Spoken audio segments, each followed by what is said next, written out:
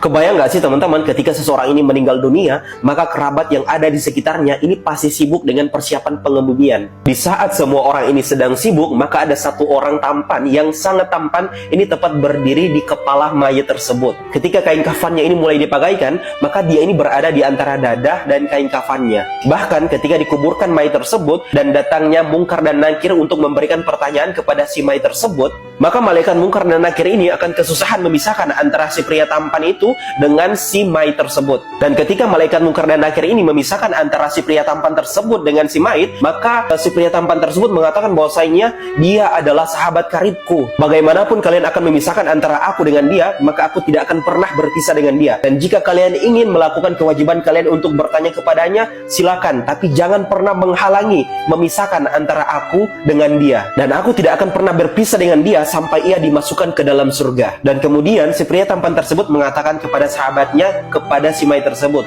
wahai sahabatku, aku adalah Al-Quran yang ketika di dunia engkau membacanya secara keras dan terkadang engkau juga membaca secara perlahan. Jangan khawatir mengenai pertanyaan Mungkar dan Nakir, dan setelah ini engkau tidak akan pernah ditimpa kesulitan. Setelah para malaikat selesai memberikan pertanyaan kepadanya, maka ia memberikan tempat tidur dan permadani yang tersusun dari sutra dan malail a'la. So, buat teman-teman semua, ya Allah, buat teman-teman semua, jangan pernah meninggalkan bacaan Al-Quran kalian, karena kelak Al-Quran ini akan memberikan syafaatnya kepada para pembacanya. Sebagaimana dalam hadis Rasulullah SAW, Iqra'ul Quran, bacalah Al-Quran, fa'innahu ya'ti yaumal qiyamah.